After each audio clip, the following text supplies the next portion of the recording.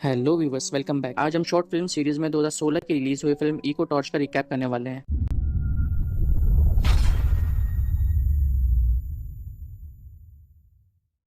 Film की शुरुआत में एक साइंटिस्ट दीवार को देख रहा होता है, जिसके बाद वो एक लाइट बल्ब के पास जाता है और स्टैचू को हटाकर लाइट को ऑन करता है, जिससे उस स्टैचू का रिफ्लेक्शन नजर आने लगता है। ये देखकर साइंटिस्ट काफी हैरान हो जाता है। तभी लाइट की पावर तेज होने की वजह से बल्ब फट जाता है और साइंटिस्ट गुस्से में उस बल्ब को एक बॉक्स में फेंक देता है, जहाँ और भी काफी सारे टूटे हुए बल्ब मौजूद थे। जिसके बाद साइंटिस्ट एक केमिकल निकालता है और उसे बल्ब पे लगा देता है, जिसे जलाने पर अब बल्ब पावर को बर्दाश्त कर लेता है। लेकिन अब उस बल्ब से एक ब्लू कलर की रोशनी निकल रही होती है। साइंटिस्ट ये देख ही रहा होता है कि अचानक उस बल्ब के आसपास एक हाथ घूमता हुआ नजर आता है, और जब साइंटिस्ट उस बल्ब को थोड़ा करीब करता है तो उसे एक माइन वर्कर का रिफ्लेक्शन नजर आता है, जो साइंटिस्ट को ही देख रहा होता है। साइंटिस्ट उसे देखने के लिए लाइट को और आगे ढकेलता है। तभी लाइट का वायर डिस्कनेक्ट हो जाता है और वो माइन वर्कर भी वहां से गायब हो जाता है। फिर अगले दिन वो साइंटिस्ट स्टोर जाता है और एक रॉड खरीद कर काम शुरू कर देता है। जिसके बाद वो एक घर में जाता है जो काफी पुराना था। वो फ्लैश लाइट जलाकर अंदर आ रहा होता है। तभी फ्लैश लाइट की रोशनी में उसे दीवार पे एक परछाई नजर आती है। फिर हम देखते हैं कि साइंटिस्ट ने अपने इन्वेंशन को एक टॉर्च में तब्दील कर लिया था, और जब वो इसे ऑन करता है तो छत की तरफ तारों से लटका हुआ एक रोबोट नजर आता है।